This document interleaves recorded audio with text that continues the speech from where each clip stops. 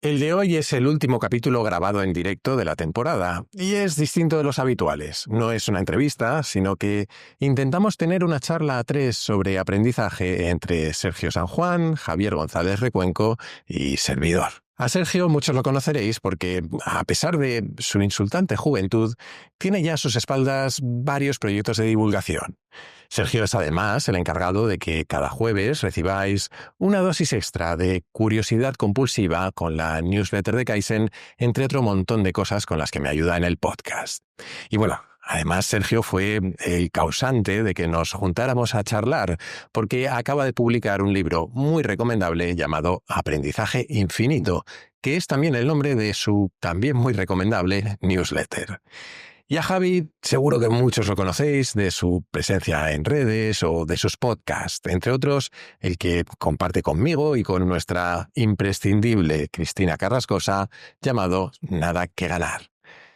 Javi es tan indescriptible como aquello a lo que se dedica profesionalmente. Y los que no lo conozcáis, os animo a investigarlo, que seguro que no os deja indiferentes. En cualquier caso, fue una charla muy distendida frente a unas 100 personas y lo pasamos realmente bien.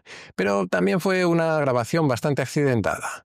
La hicimos en un lugar diferente a donde solemos y tuvimos varios problemas técnicos y no todo el mundo en la sala nos oía bien. Así que quizá nos oigáis hacer alguna referencia al respecto. Sin embargo, la grabación en sí creo que quedó bastante bien, así que espero que la disfrutes tanto como nosotros al hacerla.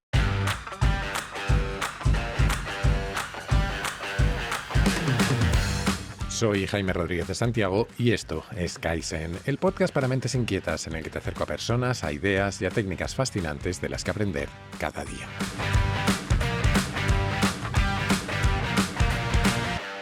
Bienvenidos a un Kaizen un poco extraño, distinto a los habituales. Muy guay ver tanta gente aquí y por un motivo muy bueno, y es que aquí hay un señor que presenta libro. Bueno, yo creo que ya lo he presentado, no sé cuánto vamos a hablar del libro, Sergio, no te voy a engañar. Porque además Eres un McGuffin, Sergio. tenemos a Sergio San Juan, que como he dicho presenta Aprendizaje Infinito, por el que me tengo que vengar porque me robaste el nombre de la newsletter que quería sacar yo, que era Aprendizaje Infinito, pero estuviste muy rápido. Y como te digo, no sé cuánto vamos a hablar del libro porque también nos acompaña Javi Recuenco, conocido del podcast y de otros podcasts en los que participamos. Correcto. Todavía no nos hemos peleado. No, Estás a duras penas vivo aquí. correcto. Pero He bueno. venido arrastrándome por el poder de la amistad. Y nada, mucha gente que nos acompaña hoy aquí. Vamos a estar un ratito hablando sobre todo de aprendizaje. Estaría feo que habláramos de otra cosa, creo. Y yo quería empezar... no os voy a engañar. Sergio me ha pasado un listado de temas que podíamos tratar. No le vamos a hacer mucho caso. Pero había uno que me interesaba, que era alrededor de nuestras experiencias con el sistema educativo. Y creo que lo vamos a hacer de más joven a más mayor. He elegido la palabra mayor, Javi, no te enfades. Venerable. ¿Qué tal tu experiencia con el sistema educativo, Sergio? Vale, yo voy a decir una cosa buena y una mala.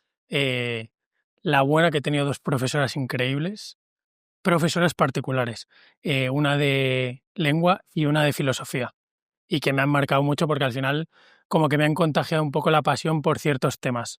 La de lengua por escribir y la de filosofía por la propia filosofía. Entonces eso es como la parte buena de la educación tradicional. Que ha habido dos personas... Habla más alto. Vale, que ha habido dos personas que al final han cambiado un poco mi trayectoria vital y profesional. La parte menos buena del sistema educativo, que a mí en mi caso se me ha quedado muy corto. O sea, que yo iba a clase y me aburría muy rápido, se repetían muchas veces las mismas cosas y pues me ponía a perder el tiempo, a malmeter con los compañeros al final de la clase, a jugar al Clash of Clans. Pues ni tan mal. Sí, bueno, pero se supone que no vas al colegio y a la uni para eso. Entonces es como lo más malo, que como que notaba un poco una falta de estímulos en el propio sistema, en mi caso particular. Yo fui de esa generación que le pilló el cambio a la LOCSE. Yo empecé, ¿cómo se llama esto? Primaria, luego... o sea, se supone que iba a hacer BUP, acabé haciendo eso, básicamente. Como supongo que hay algunos que veo por aquí que asienten fuertemente. Yo creo que el sistema educativo, tal y como está pensado, y a Javi te he oído hablar de cosas similares, está hecho para la uniformidad. Está hecho para asegurarnos de que la campana de Gauss de capacidades se refleje en una campana de Gauss de formación al otro lado del sistema, ¿no? No sé cuántos habéis visto The Wall de Pink Floyd, pero hay una escena en la que meten a los niños con un sistema educativo y salen todos. Y se llama así, es con la voz preparada hoy. Si es que, La he cantado 400 veces. y tengo la sensación de que sirve para eso. ¿Es eso necesariamente malo? Si no perteneces a la parte central de la curva, pues probablemente no es lo mejor. Pero yo no estoy de acuerdo contigo en que el colegio y la universidad no tengan que servir para jugar al Clash of Clans. Quiero decir, hay una parte experiencial de todo eso que muchos es lo que nos llevamos. Yo reconozco, yo era muy vago en el colegio, sé que no te lo vas a creer, pero no hacía los deberes y cosas de esas. Punky. No, pero era vago y me tiraba las tardes jugando a la consola, viendo Bola de Dragón, jugando haciendo deporte. Y creo que eso es también parte de la experiencia de ser niños. Creo que podemos discutir si con esto podemos competir con los chinos. Eso es una discusión aparte. ¿Y a qué? ¿Y a qué? Pero creo que hay una experiencia en sí mismo enriquecedora en pasar por todo eso, ¿no? Sí es cierto, y me callo ya, pero sí es cierto que hay un salto, para mí hubo un salto peculiar entre el colegio y la universidad. Yo estudié Teleco y básicamente a la mayoría de nosotros nos dieron hostias el primer año como si no hubiera un mañana. No necesariamente ni siquiera por la dificultad, sino creo que fue por el mero hecho de darnos hostias. Que estuvo bien. Yo tenía en mi universidad un tío que se jactaba de controlar el grifo de los informáticos en España.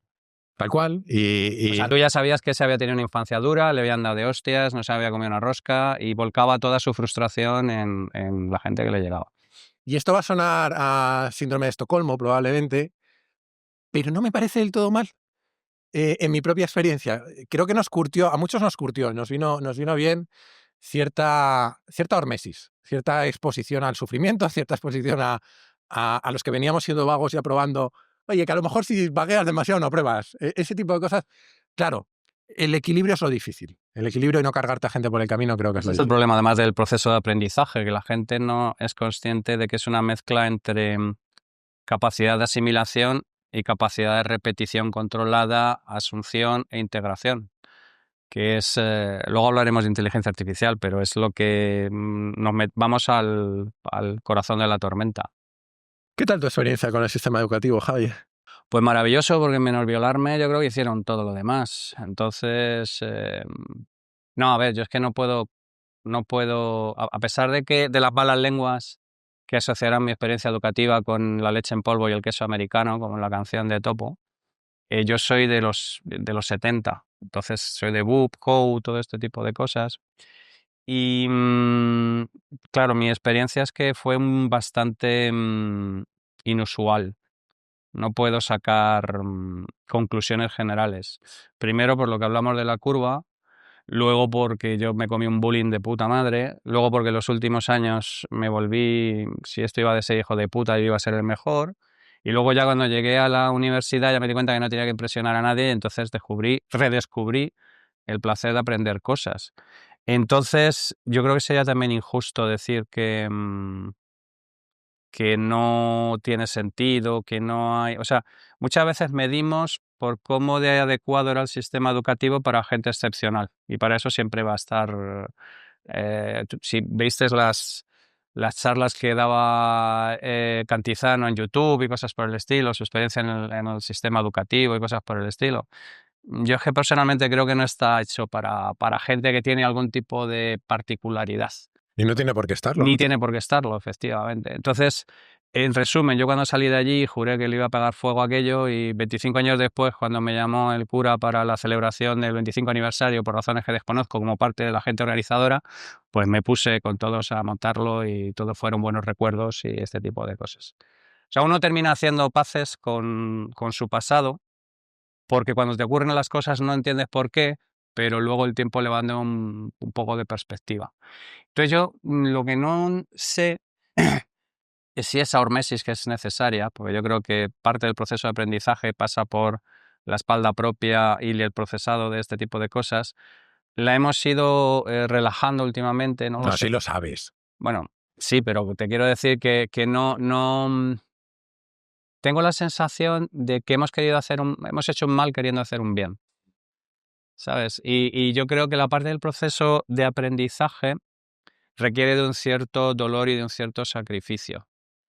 Y es una cosa que es un poco antitética y difícil y políticamente incorrecta y lo que tú quieras.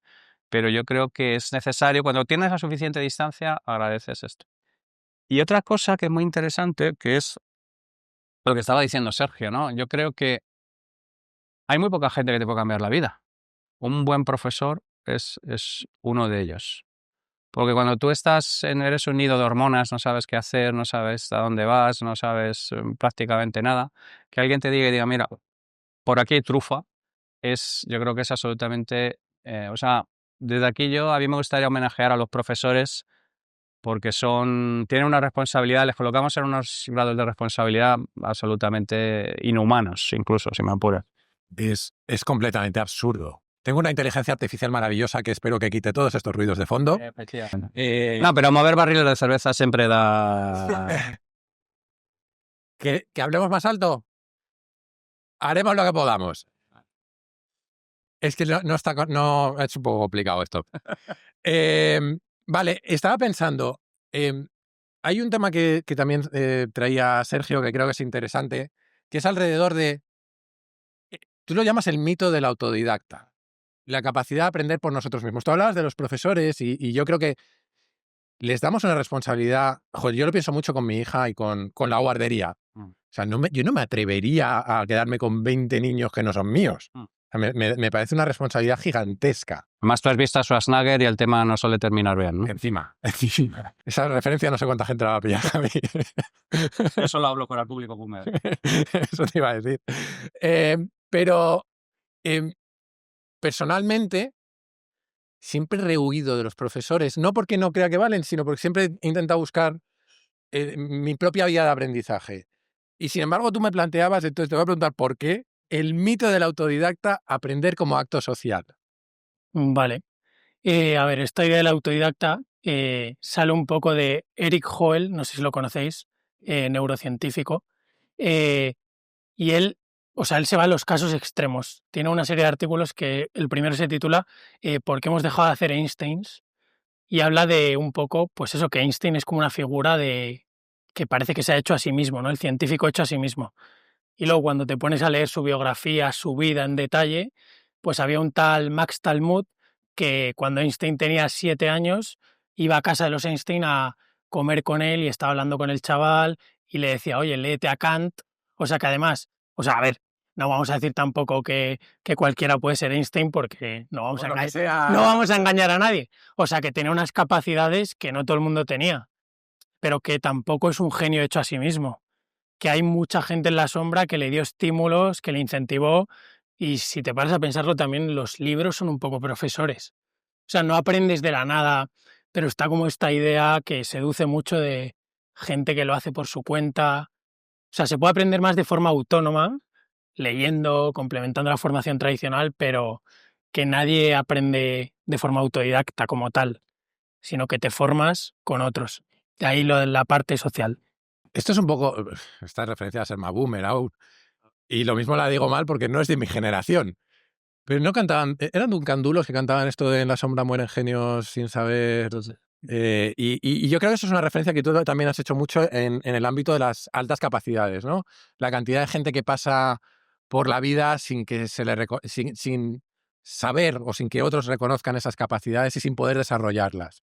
Entonces, hemos hablado antes de cómo el sistema educativo no tiene por qué hacerse para los casos excepcionales, pero tiene que haber una respuesta para los casos excepcionales. ¿Y cómo encaja ese aprendizaje social que decía Sergio con tu experiencia con gente con altas capacidades y cómo desarrollarlas? A ver, es que Sergio menciona una cosa muy interesante. Para un niño sin amigos, los libros son sus amigos. O sea, quiero decir, te proporciona una cierta... Pero nunca es lo mismo que tener gente alrededor ¿Podemos usar el indomable Will Hunting como referencia o también es un tema que os pilla un Miremos las poquito? caras. Yo creo que sí, por las caras creo que sí. Cuando Robin Williams le lee la cartilla a Matt Damon, le dice, mira, chaval, tú te habrás leído todo lo que quieras, pero tienes menos calle que Venecia, ¿sabes? O sea, hay un poco de todo. Hay un poco de ambas partes. Uno no puede decir que Matt Damon sea un ignorante. Posiblemente haya sido una persona autodidacta. Pero lo que tiene claro es que no ha desarrollado la vertiente social realizada al aprendizaje. Y esto es muy importante porque hay una frase muy Tao, que es aquella de que cuando el alumno está listo, el profesor aparece. Y es que es así. O sea, uno no puede... Uno está listo para aprender cuando está listo para aprender. Los chavales con altas capacidades leen antes de tiempo, ponen muy nerviosos a los padres y a las madres. Esto no debería estarlo leyendo, esto no debería hacerlo, esto... A mí, como en mi casa no leía nadie, pues les importaba 3 cojones lo que yo leyera, que cogiera por ahí. El tema es, si tú no tienes referencias, porque estás en un sitio donde mis padres eran amor, pero 2 destripaterrones de Cuenca que no habían tenido la oportunidad, porque además mi madre era una persona que podía haber tenido la oportunidad de haber sido la puta científica de la NASA, pero no se le dio la oportunidad. La mujer, por ejemplo, esa gente que no se le ha tratado históricamente bien, la mujer inteligente y con capacidad ha sufrido el triple que cualquier otro colectivo. Pero si no tienes una referencia, tú terminas ozando en los cubos de la basura lo que puedes encontrar, y en los libros estableces relaciones. Yo no sé si alguno de vosotros habéis tenido alguna relación con algún libro. De esto de decir, a ver, no en el sentido bíblico, porque a pesar de que aquí respetamos todas las opciones, estoy hablando del estilo de que fuerais alguien antes y después, un tema distinto. Hay incluso un estilo específico, las novelas de Rito de Paso, que decir Guardián entre Centeno. Guardián entre Centeno, Damian de Germán Gest, todo este tipo de cosas. Entonces, si bien los libros efectivamente no te dan ese toque social y no te permiten hacer ese tipo de historias, hacen una especie de labor de transición hasta que puedes acercarte porque mucha gente no tiene referentes de lo que hace, ¿sabes? No tiene la oportunidad de localizar referentes de carne y hueso sobre el tema de lo que está hablando y cómo lo está hablando. Sobre la vida sí, pero muchas veces sobre determinadas disciplinas académicas es más complicado. Sí, yo creo además que la parte más de socialización cumple otras funciones. Es decir, los contenidos están en un sitio, pero la parte de socialización te cumple, por un lado, una función que tiene que ver con tu autoexigencia, muchas veces, con tener referentes de rendimiento. Sí. Y con saber hasta dónde puedes llegar, hasta dónde no. Con un poco de peer pressure, incluso. Peer pressure y una competitividad sana que todos llevamos por dentro, ¿no? Y también el hecho de tener un espejo enfrente con el que reconocerte y decir, estas mierdas no me pasan solo a mí, hay gente que piensa como yo, ¿no? Y luego sirve de mecanismo de descubrimiento de otros mundos. Porque claro, uno llega a los libros o a los contenidos que llega, ahora tenemos algoritmos, ¿vale? Están muy sesgados, con lo cual no sé si te sacan de un entorno, pero ¿cuántos libros, pero también cuántos grupos de música has descubierto a través de gente? ¿Cuántas...? A ver, me gusta mucho el cine, vengo de una época en la que elegías las películas en el videoclub por la carátula. O sea, ese era el referente que tenías. Pero tener gente alrededor te ayuda en ese aprendizaje, ¿no? Yo sí, a pesar de eso, creo que ser autodidacta te enseña, y casi esto lo vamos a enlazar con otra pregunta, ¿no? Pero te enseña tu forma de aprender, socializar con otros te da la gasolina, te da contenidos, te da ese espejo, ¿no? Y esta es para ti de nuevo, Sergio. ¿Se puede aprender a aprender? A ver, yo creo que sí. Aquí hay un concepto de Recuenco que, bueno, no hemos llegado a discutir, pero que yo he matizado un pelín, que Recuenco decía que no se podía aprender en espalda ajena. Luego llegamos a un acuerdo porque él quería decir, pues esa parte de la hormesis de que, pues que tu vida no la... O sea, tienes que vivir para... No, pero entra en la polémica porque yo tampoco estoy de acuerdo. Se puede aprender a aprender, y es también uno de los hilos conductores del libro. Mi respuesta es que sí, pero también hay una idea muy Kaizen, que es que el mapa no es el territorio. O sea, tú leyendo puedes conseguir un mapa de cómo funciona el aprendizaje. Puedes entender la memoria, la mente, pues la repetición espaciada, ideas, la hormesis, las dificultades deseables, que es un concepto muy...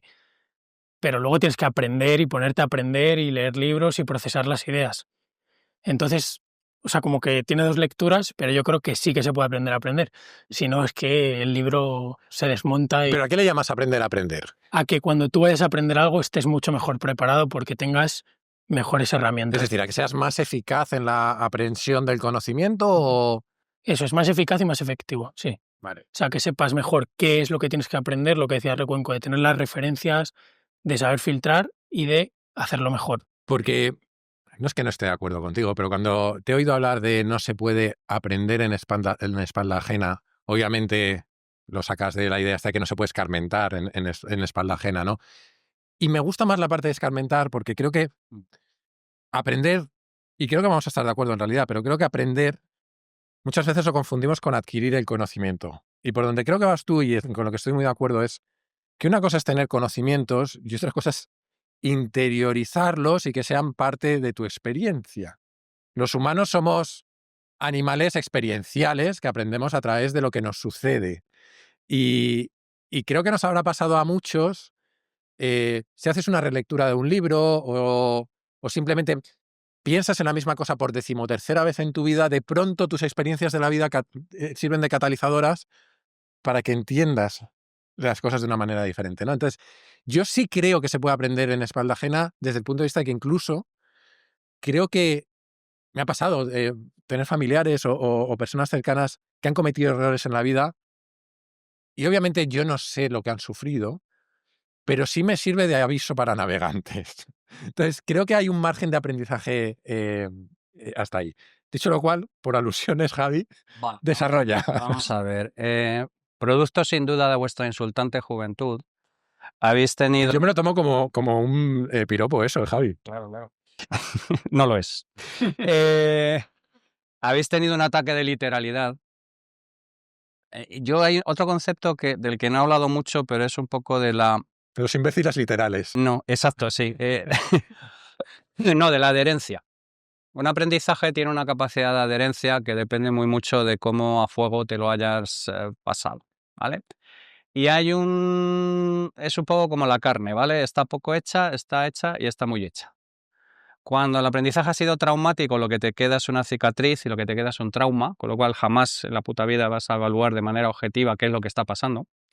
Cuando el tema es muy liviano, no te ha causado hormesis y no has terminado de aprender o lo has visto en espalda ajena, normalmente es un tema que a lo mejor puedes incorporar pero que no estás. Y lo suyo es que hayas pasado por ello lo suficiente como para incorporarlo a tu toolkit cognitivo sin que te haya traumatizado a la hora de tomar una decisión, ¿vale? Entonces, cuando yo expreso una frase como esto de que nadie aprende en espalda ajena, estoy siendo un poco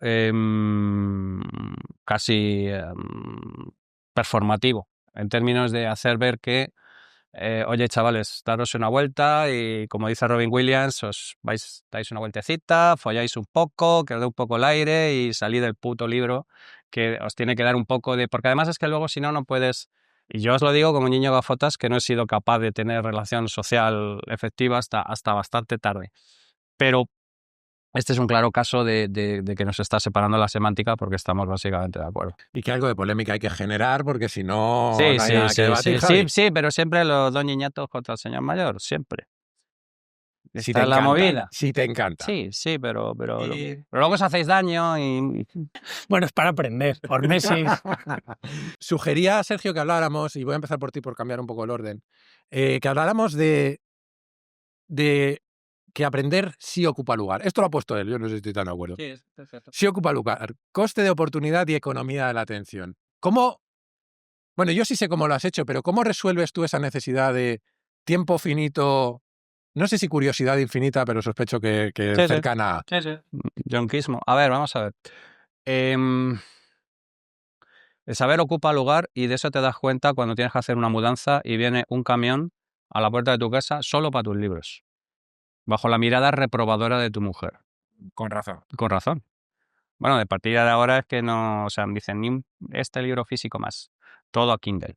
Y entonces vienen los amigos, te mandan libros físicos, o sea, chupi. Ocupa lugar. Hay que tomar elecciones, hay que ser hasta cruel con las elecciones, ¿vale? Y no hay una regla fija, no hay un patrón fijo. Depende de tu estado vital, depende de dónde quieras profundizar, depende de dónde hacer eso, pero el saber ocupa lugar, ocupa mucho lugar y la estrategia es renunciar y es complicado. De hecho, yo cuando dije que otra cosa que se puede interpretar en un ataque de literalidad, cuando digo yo no leo ficción, yo no lo digo orgulloso, ¿sabes? Como decir, yo estoy por encima de vosotros. No, no lo digo. Yo me he amputado ese miembro. ¿Vale? Yo me he jodido vivo, me he quitado eso porque no puedo, no doy más. Y, por ejemplo, yo echo muchísimo de menos todo lo que tiene que ver con ciencia ficción, porque es un tema que está conectadísimo en el CPS, por ejemplo. Entonces, quiero decir que son decisiones todas dolorosas, las haces como puedes y dependiendo de tu circunstancia vital va a ser una dirección o va a ser otra. ¿Por qué sentís la necesidad de tener una estrategia de consumo de contenidos o de aprendizaje? No, yo no me... Acabas de decir, la estrategia es renunciar y tú has renunciado a cosas, ¿no? Sí, sí. Pero no es algo... es algo que, digamos, va acorde a tu momento vital, te va pidiendo... O sea, hay un ejemplo de CPS que a mí me gusta mucho poner, que es cuando le copias la receta a tu madre y le llamas por teléfono, mamá, ¿y qué sal le pongo? La que te pida. Ahí en la que te pida hay una sabiduría encapsulada que es absolutamente acojonante, pues con aprender lo mismo. Me estabas diciendo que tu hija estaba empezando a ir con los libros y tal. Yo les siempre digo a los padres, yo atiendo entre 100 150 padres de altas capacidades todos los años, pro bono, que me llaman para esto y tal, y yo les digo lo que te pidan. O sea, no te preocupes que el libro sea mayor, que el libro sea menor. Si no está preparado, te lo devolverá, pero dale lo que te pidan. Y no está... ¿Y a ti el cuerpo no te pide ciencia ficción? mucho. De hecho, estoy... Ergo no le estás haciendo caso. Sí, no lo estoy haciendo. Pero porque... Ergo hay una estrategia. Sí, pero quiero decir, pero es una renuncia dolorosa, no es... por ejemplo, otra parte de la estrategia, una estrategia de este estilo, en el fondo, son reglas de mierda que tú te pones, como ir por la calle pulsando las baldosas izquierdas, son chorradas, no las puedes racionalizar, son chorradas. Pero yo dejé, por ejemplo, que los cómics estaban siempre off limits, que cualquier cómic era de puta madre, que ningún problema en absoluto. Entonces, cada uno se hace su composición de lugar. Yo dudo mucho que haya una estrategia correcta para alimentar el cerebro. Es más bien si te funciona a ti o si no te funciona. ¿Cómo lo resuelves tú, Sergio? ¿Cómo resuelves esta idea de coste de oportunidad y también esta economía de la atención que nos roba tiempo? Pues a ver, yo el primer tercio del libro se lo dedico a eso porque es uno... Venga, habla del libro un poco. No. Y lo que planteo cada capítulo son más preguntas. O sea, porque creo que cada uno tiene que desarrollar su estrategia, va por fases. O sea, si estás estudiando una carrera y tienes que leerte los manuales de las asignaturas, mucho más racional y mucho más, oye, voy al plan porque tengo que llegar para una fecha al examen. Pero luego puede ser mucho más intuitivo, de dejarte llevar, o en tu caso, oye, tengo que leer para preparar unos guiones de un podcast o porque me interesa este tema y voy por aquí. Y si vas por aquí, o sea, racionalmente, intuitivamente, emocionalmente, estás renunciando a no ir por el resto de sitios. O sea, no lo veo tanto como algo de súper planificado, con un Excel ni nada, sino más de, o sea, no es que sea renunciar a una estrategia, es que tienes que renunciar. O sea, es que no puedes leer todos los libros, ojalá, pero hay que elegir. Yo tengo una estrategia de mierda que me lleva a acabar leyendo cosas muy raras a veces, que tiene mucho que ver con la serendipia. Más que elegir yo y... Discovery. Sí, más que elegir yo y ser muy obseso de me voy a leer esto o esto no o tal, tengo la manía de que, quizá por lo que contaba antes de los videoclubs, de que si veo un título que me llama la atención, me cruzo con un tuit o una peli que me llama la atención, yo lo veo. ¿Me he tragado muchas mierdas? Sí. Claro. He descubierto muchas cosas inesperadas también. Entonces, creo que, no sé si es una estrategia, pero que esa elección se puede delegar en la socialización, en el entorno y en otro montón de cosas. Lo mismo que sospecho que nos pasa, por ejemplo, con las noticias. Tenemos la obsesión, hablábamos de la economía de la atención, tenemos la obsesión de estar al día de lo último que ha sucedido, cuando la realidad es que cualquier cosa gorda que suceda nos va a llegar. Nos va a llegar queramos o no. No tenemos por qué estar completamente enganchados, ¿no? Entonces, no sé, creo que para mí el aprendizaje es algo tan lúdico, tan de jugar y tan de esencial en la vida, que pese a ser un maníaco del control, como bien sabe Javi, Sí. en eso he decidido delegárselo al azar, no del todo, pero en muy buena medida. Incluso decías tú lo de los capítulos del podcast. Yo normalmente no leo para preparar un capítulo del podcast. Preparo un capítulo del podcast sobre cosas que he leído y que me han llamado la atención. Entonces lo hago un poco al revés. Por eso acabo contando cosas muy raras a veces. Pero bueno, oportunidades de las nuevas tecnologías. LLMs, Internet, etcétera. A mí Internet me cambió la vida. Lo he contado muchas veces. Fui un niño bastante friki. Era vago en el colegio, pero me dedicaba a navegar por Internet, intentar ser hacker y hacer movidas de esas. Y eso directamente me permitió ser autodidacta. Tú has reflexionado mucho sobre esto, Sergio, y sobre el papel, creo que has reflexionado también sobre el papel que los LLMs, las inteligencias artificiales, pueden jugar en estos procesos de aprendizaje, porque creo que tienen la potencialidad de cambiar el sistema educativo y, de hecho, precisamente hablábamos antes de la gente que está fuera del centro de la campana de Gauss, ¿no? ¿Cómo ves este papel? Vale, o sea, yo diría por internet a mí también me cambió la vida, o sea, el tener blogs sobre todo de habla inglesa y leer, por ejemplo, a Shane Parrish, el de Farnham Street, o a Mark Manson, o, bueno, que al final te abren Si a tú ideas. cuando llegaste a Internet estaba ya... Si cuando estábamos Javi y yo en Internet era todo campo. No, claro. Pero digo, el descubrir divulgadores e ideas, claro. Hombre, no me voy a comparar con vosotros. Gracias. Oye, que te has metido en... Yo intento soneta, pero él ya te has metido en el rollo de...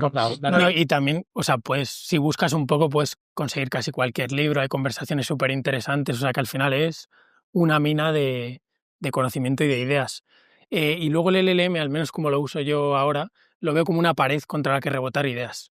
O sea, aprender al final es un proceso muy solitario. Si lees un libro, bueno, salvo que compartas ideas o prepares y lances ahí fuera pues piezas de contenido que también recibes feedback, tú lo vivirás con los hilos turra, con los podcasts, pero el LLM te permite un feedback mucho más instantáneo.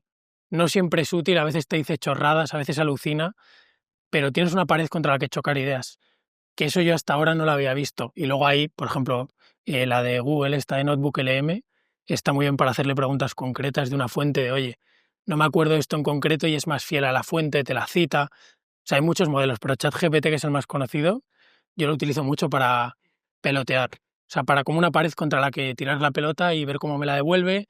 A veces le hago caso, otras no, pero es como tener un poco de feedback.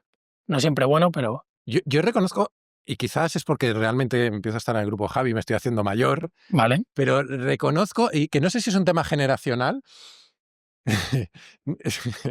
no sé si es un tema generacional, pero a mí me está costando interactuar con los LLMs más allá de que sean para mí un buscador con esteroides. Me está costando entablar esa relación de tener a alguien con quien pelotear, de reconocer a...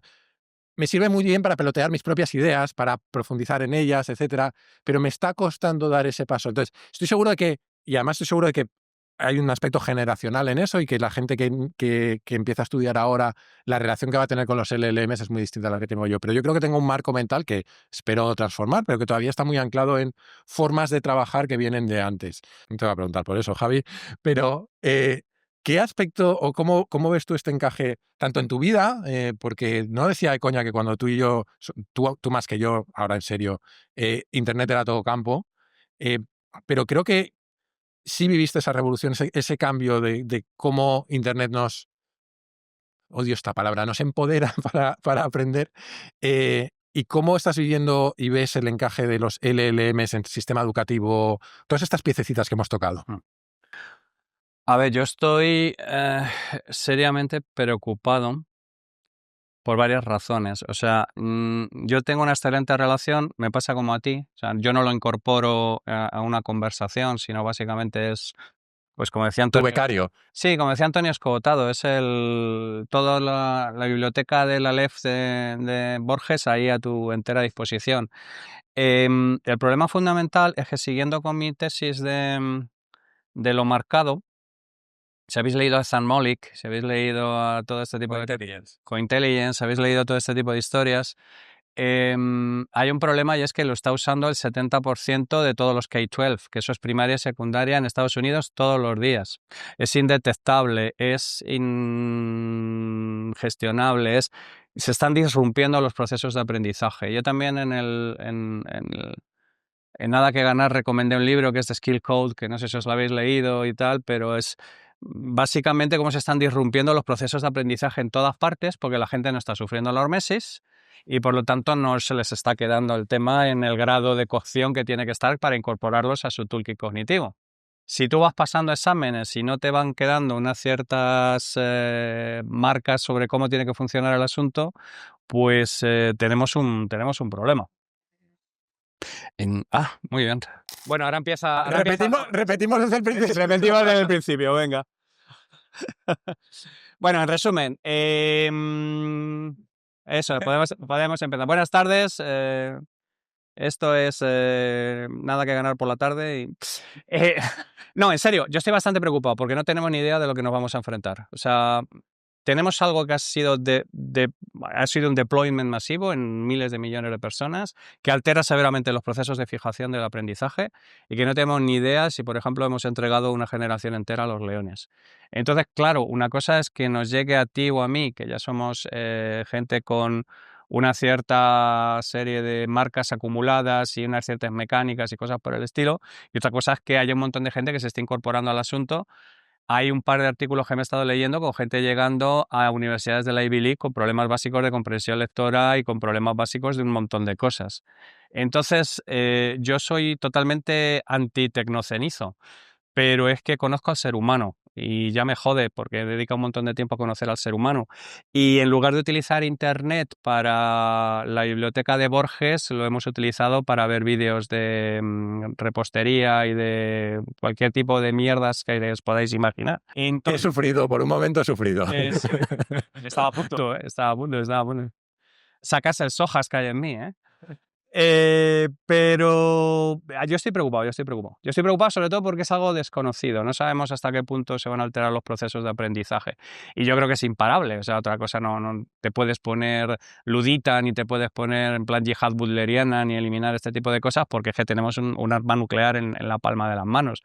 Pero yo creo que no sabemos muy bien a qué estamos entregando a la gente en términos de proceso de aprendizaje. La gente lo compara con los ordenadores, lo compara con las calculadoras. Yo creo que no son comparaciones correctas en términos de cómo se estructuran los procesos de aprendizaje. Y sobre todo porque están cambiando esas gradaciones que yo os digo de cómo tienen que quemar las cosas para que se te queden pegadas a la piel. Y entonces es posible que tú puedas pasar por una... no sé a quién leía, aunque esto ocurre bastante en el proceso habitual. No sé a quién leía en Twitter que me encantó, que era un señor que decía que por fin había entendido una derivada explicándoselo a su hijo de 17 años. Y el tío había pasado toda la educación primaria, toda la educación secundaria, toda la carrera y toda la historia sencillamente repitiendo como un jodido papagayo. Entonces, volvemos a lo mismo. Conviene no tomar los casos extremos por generalidades.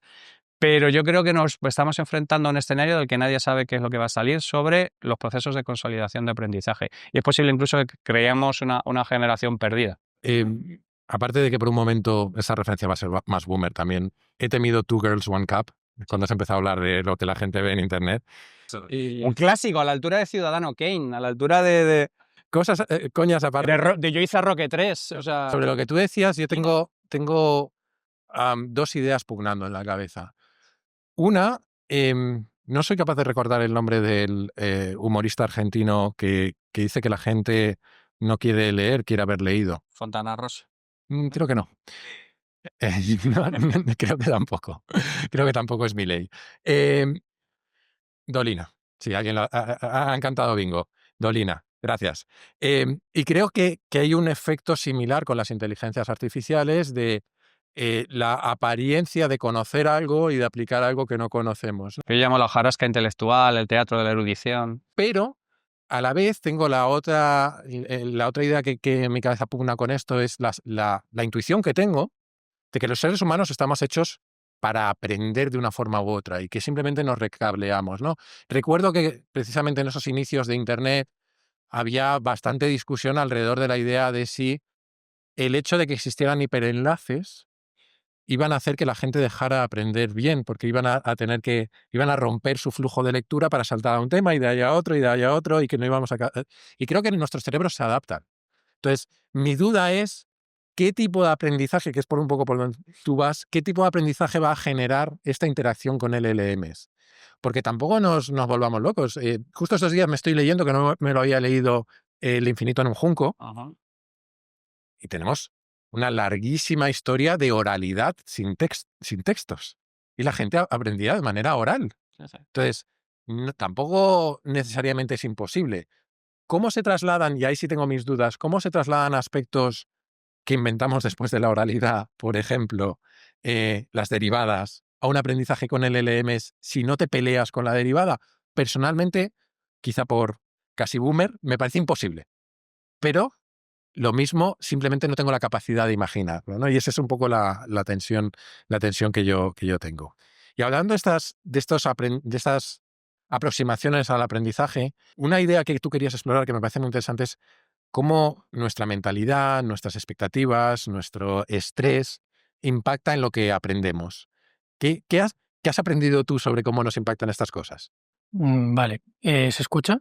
Pues a ver, la mentalidad parece una tontería y es que roza un poco lo magufo de la mentalidad es lo que importa, eh, pero realmente es bastante importante y se me acaba de venir a la cabeza la historia con la que empiezo el capítulo que hablo de esas ideas, que es el campo de distorsión de realidad de Jobs, que el tío ponía a su equipo plazos imposibles, era un tío enfermizo, les exigía lo inhumano y a lo mejor no lo acababan cumpliendo, pero se acercaban mucho y acababan construyendo algo imposible en un tiempo imposible. Entonces, a ver, no todo es mentalidad y no si quieres puedes, pero la predisposición con la que te acercas y las ideas con las que te acercas a algo condicionan mucho cómo procesas ese algo. Y está la idea esta de Carol Dweck, que ella diferencia entre dos mentalidades, que está la mentalidad fija y la mentalidad de crecimiento.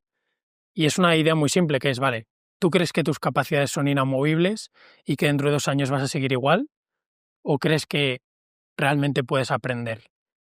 Y influye bastante en cómo te enfrentas a los retos, porque si tú no te sale una derivada, no la entiendes y crees que, oye, es que soy malo en matemáticas, pues nada, eres malo en matemáticas y la derivada o la dejas de intentar o la intentas sin ganas, pero creer que puedes aprenderlo te lleva a imprimir mucho más esfuerzo en esa actividad, a esforzarte más, a buscar retos nuevos para aprender la derivada, se la acabas explicando a tu hija y la acabas entendiendo.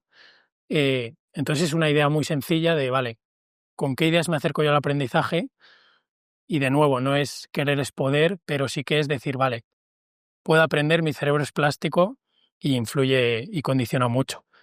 Entonces es un poco la idea principal de cómo te acercas y con las ideas previas con las que te acercas, condicionan mucho cómo aprendes. Dentro de que, déjame dentro de que he hablado bastante de Carol Dweck y me parece una idea muy atractiva, esta idea de que con la mentalidad apropiada puedes aprender cualquier cosa, me parece peligrosa también. Yo sí creo que cualquier humano puede aprender prácticamente cualquier cosa, pero creo que el hecho de que mm, ignoremos nuestras capacidades innatas simplemente por mentalidad también me parece peligroso, ¿no? Em, Y también tengo una relación un poco de amor-odio con esta idea de la mentalidad de crecimiento y la mentalidad fija. Ahora me diréis el resto si lo veis igual, pero yo tiendo a pensar que todos creemos que nosotros tenemos mentalidad de crecimiento y que el resto y que el resto son fijos. Que el resto no cambian, pero nosotros sí. Entonces, creo que también hay un poco de pensamiento positivo o de psicología positiva en las teorías de Dweck que creo que nos hace sentirnos muy bien, no sé cuánto eficaces son realmente, pero lo digo desde mi absoluto desconocimiento. La experta que publica libros es ella, o sea que seguro que tendrá ella razón, pero me genera esa sensación. ¿Cómo ves tú este tema de la mentalidad de crecimiento frente a la fija, Javi?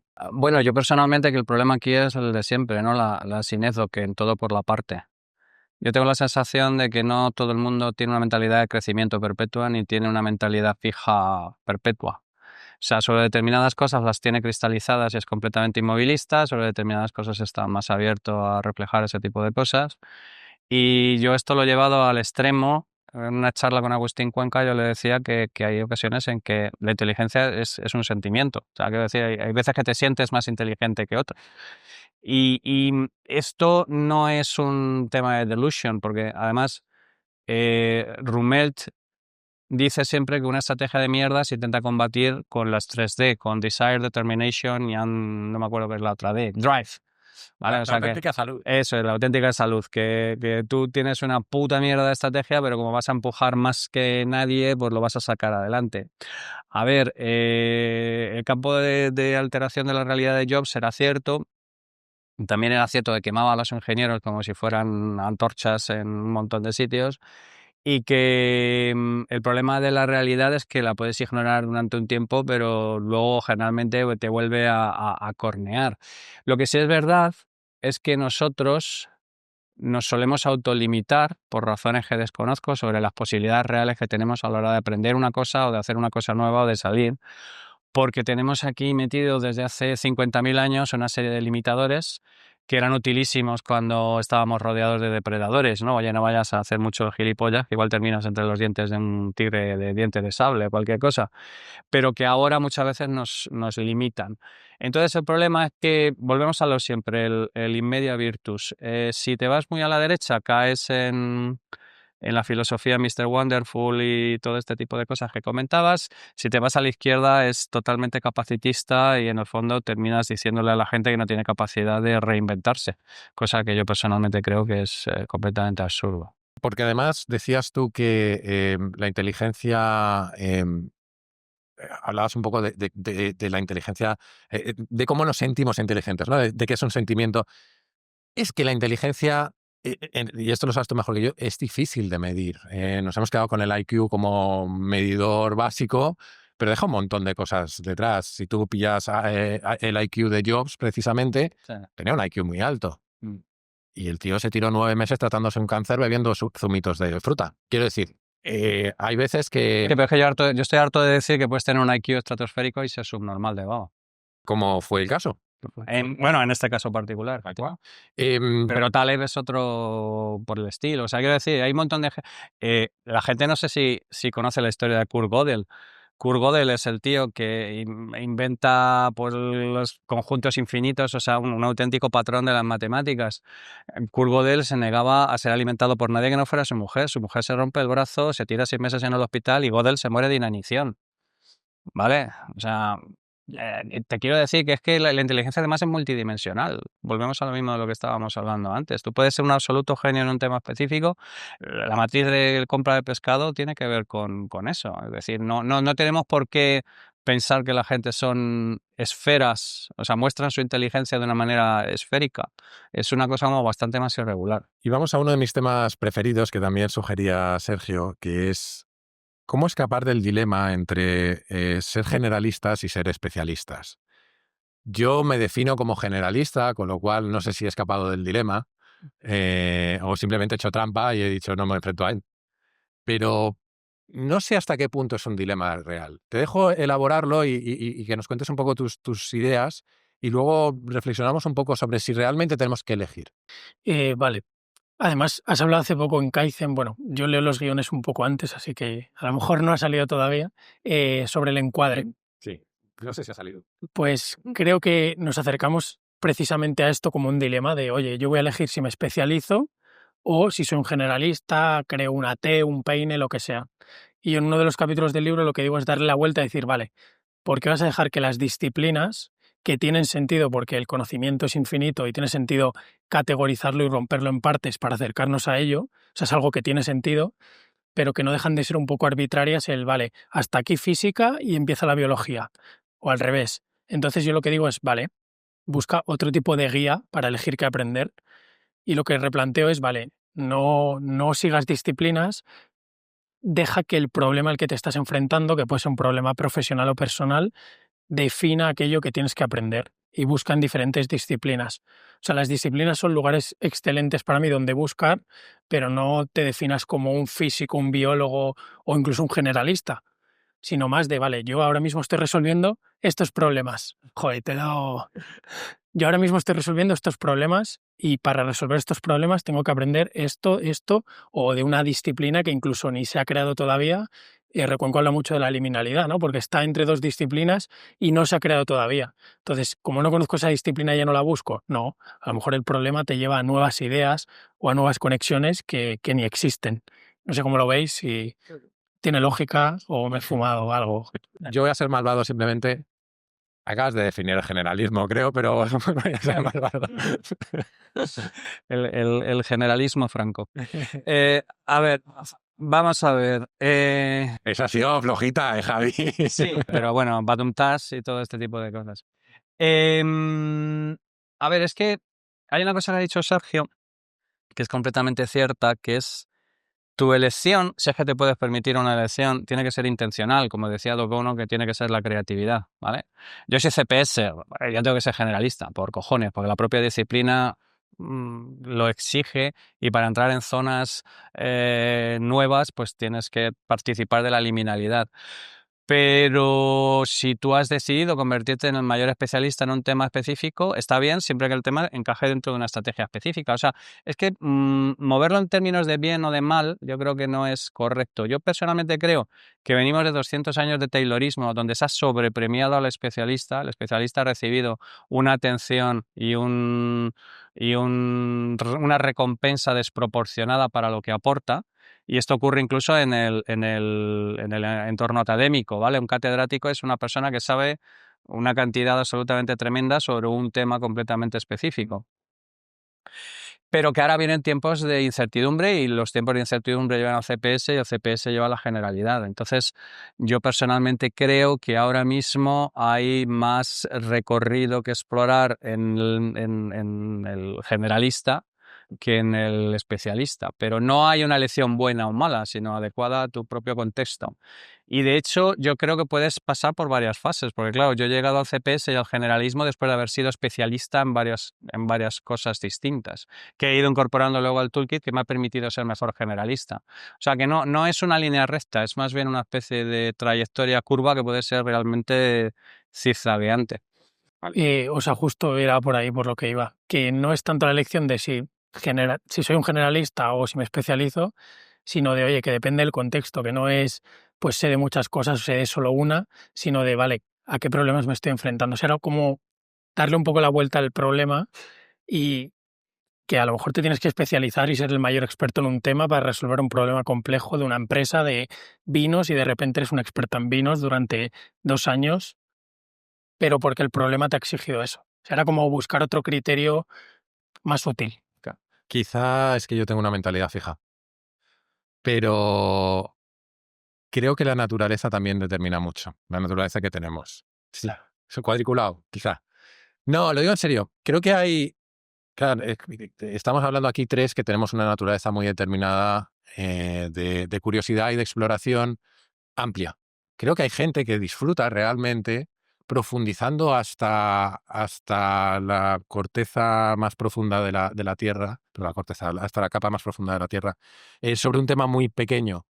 Creo que el ser humano, como decía antes, está cableado para aprender y creo que tenemos además la capacidad y la necesidad de desarrollar distintas áreas de nuestra vida, pero hay gente que a lo mejor es una hiperespecialista de un tema y el resto de esa tendencia al generalismo la desarrolla viendo cine, escuchando música o lo que sea, no solo enfocada al trabajo o al aprendizaje, ¿no?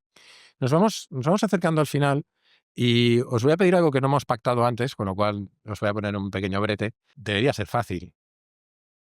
Os voy a pedir dos cosas y vamos a hacer primero una y luego otra. La primera es un consejo sobre aprendizaje. Tú has escrito un libro entero, o sea que no tienes excusa. Un consejo sobre cómo aprender o cómo abordar el aprendizaje. Y luego os voy a pedir una recomendación que no sea el libro de Sergio. ¿Respondo a las dos preguntas o respondo una? Si tiene las dos. Vale. O sea, un consejo, voy a decir el título de un capítulo, que es ponte a prueba. O sea, ponte retos en tu día a día. O sea, no esperes tampoco a que la vida te ponga retos que luego no seas capaz de superar, sino que créate tus retos. Y puede ser un reto como hablábamos antes de esta persona que le explicó la derivada a su hija y eso puede ser un reto. O sea, yo aprendo mucho enseñando o explicando las ideas y compartiéndolas con otros. Y eso para mí hay veces que es un reto porque hay libros que no entiendo, ideas que no entiendo y me tengo que forzar a entenderlas para explicarlas. Entonces diría que eso, que ponerse retos para mí sería como la idea de cómo aprender. Y libro bastante fácil, Antifrágil, aunque se ha metido recuenco con Taleb, pero para mí fue de esos libros que te cambian la vida. Los libros del Yayo los defenderé toda la vida. Él es un poco subnormal, pero la próstata le bloquea, pasa. Después de que Sergio me haya hackeado la pregunta y haya hecho publicidad subliminal, que me parece muy bien. Javi. Vale, pues un consejo es... joder, pues relájate y disfruta. O sea, quiero decir, aprender es una de las cosas más maravillosas que tenemos los seres humanos. O sea, aprender, yo no entiendo aprender con dolor. O sea, quiero decir, en el sentido de... otra cosa es que lo tengas que darte en la piel y que eso necesita un poco de hormesis y cosas por el estilo, pero es que cualquier disciplina, claro, tú te estabas descojonando de lo del vino. Yo tengo que comerme dos horas de chapa sobre cómo se hace el ron, que yo no bebo, pero claro, es que tenemos una compañía que tenemos que... O sea, fascinante, tío. Fascinante. Entonces yo creo que la gente debería relajarse y aprender a disfrutar de la parte del aprendizaje, porque muchas veces lo vemos como una especie de cosa penuria. Y en cierta manera sí, para pegarse tiene que haber un poco de sufrimiento, pero para aprender una cosa concreta sobre un tema concreto solo hay que tener los ojos abiertos y las orejas abiertas. No es tan complicado. Y libros es que estoy dudando, porque una de las cosas que yo recomiendo siempre para aprender y ver cosas nuevas es leer biografías de gente quirky, ¿vale? Porque me gusta mucho la gente, y estabais hablando antes de que la mejor manera de aprender es enseñando algo, y eso es una frase de Feynman. Feynman tiene un libro maravilloso que Surely You're Joking, Mr. Feynman, que a mí me parece absolutamente glorioso para entender cómo funciona una cabeza quirky y genial y cómo gestiona él el proceso de aprendizaje. Acaba de suceder algo bastante peculiar, Javi, y me empieza a preocupar. Sí. Me has robado las dos respuestas. Espera un momento. No, me preocupa, eso es que pasamos demasiado tiempo juntos. Sí, es verdad, vamos a tener que... pero bueno, vamos a tener que dejar de vernos en secreto. Vamos a cambiar las respuestas, porque yo iba a ir por la parte de disfrutar. Segundo consejo que yo daría después de disfrutar es construye en público, que no necesariamente es generar contenido, pero expon lo que haces, interactúa, vuelve a ese aprendizaje social que decíamos antes, porque aunque yo soy muy autodidacta, creo que nadie es capaz de alcanzar la mejor versión de lo que quiere hacer encerrado en una cueva. Mira, estoy tan de acuerdo que tenemos que pasar menos tiempo juntos. Que tenemos que pasar menos tiempo juntos. Y tenemos que dejar de vernos. Tu mujer empieza a sospechar. A ver, hay un tema que tenemos los humanos en la cabeza, que es terrible, que es lanzamos una cosa, recibimos 99 comentarios positivos y reforzadores y recibimos uno de una persona que vive en el sótano con su madre, solamente consume chetos y se autosatisface con películas de Marlon Brando, que nos hunde la tarde. Cualquiera de nosotros que tiene comunidad ha visto que es que hay una gente maravillosa ahí fuera. O sea, no es solamente la parte de exponerte desde el punto de vista de subir y poner tu idea y ver, sino que hay gente que es brillantísima, cojones. Hay gente fuera que es inaudito y si no te expones, no tomas contacto con ellos. Entonces, estás en pequeño bicho que tienes aquí en la cabeza de que te jode que te digan una cosa mal y no hacen más que esto, pero una vez que lo superas, es absolutamente maravilloso someterte a una comunidad que te escudriña y que en cierta manera te aporta cosas y trae cosas maravillosas y que se siente además vindicada porque un subnormal como tú ha decidido dar un paso al frente para hablar de cosas que a ellos les interesan pero que ellos no han pensado en hablar por sí mismos. Y dado, o sea, recomiendo mucho el libro de Feynman. Sí. De hecho, creo que es mejor libro que el que voy a recomendar. Pero si os queréis aproximar a otra mente muy peculiar a través de también una biografía. No recuerdo los autores de la biografía, pero el título es A Mind That Play. Es la biografía sobre Claude Shannon, que es uno de los inventores de la teoría de la información. Bueno, es el inventor de la teoría de la información y uno de los padres de la informática y de las telecomunicaciones. Así que creo que esa es otra buena referencia. Y ahora sugiero que hagamos una cosa que no va a poder salir en el podcast por temas técnicos, porque no podemos conectar este micro a la grabadora. Y es, si queréis, podemos dedicar 10 minutitos a responder alguna pregunta al público, ¿os parece? Para los del podcast, lo siento, nos despedimos aquí. Adiós. Haber elegido Telecinco.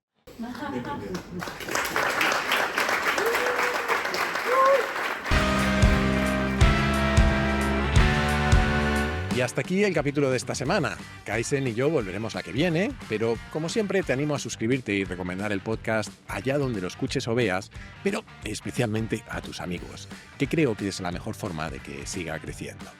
Además, si quieres apoyarlo económicamente y ayudarme a que pueda hacer más y mejores contenidos, puedes unirte a la comunidad Kaizen, que tiene también un montón de ventajas. Tendrás acceso a un foro en el que encontrarás a otros curiosos compulsivos, recomendaciones de cientos de libros y películas, tendrás acceso a contenidos exclusivos como los guiones del podcast y a un feed privado para escucharlo sin publicidad y antes que nadie. También podrás reservar sesiones de mentoría conmigo, participar en los encuentros virtuales que hacemos cada mes y tener acceso prioritario a las grabaciones en directo. Vamos, que aunque pienso que el principal valor de verdad es ayudar a que el podcast siga adelante, he intentado que tengas muchos motivos para unirte. Si quieres hacerlo, solo tienes que entrar en mi web, jaimerodriguezdesantiago.com, y hacer clic en el banner rojo. Y desde esa misma web o desde mi Twitter, @jaime_rds, puedes hacerme llegar tus comentarios, tus sugerencias, lo que tú quieras. Siempre contesto, aunque a veces tardo un poco y a veces mucho y a veces muchísimo, pero acabo contestando. Y recuerda que si quieres participar en el podcast, puedes hacerlo enviando tus notas de audio por WhatsApp al siguiente número, 683-172-622, con el prefijo 34 si lo mandas desde fuera de España. Y esto es todo por hoy. Muchísimas gracias por estar ahí y hasta la semana que viene.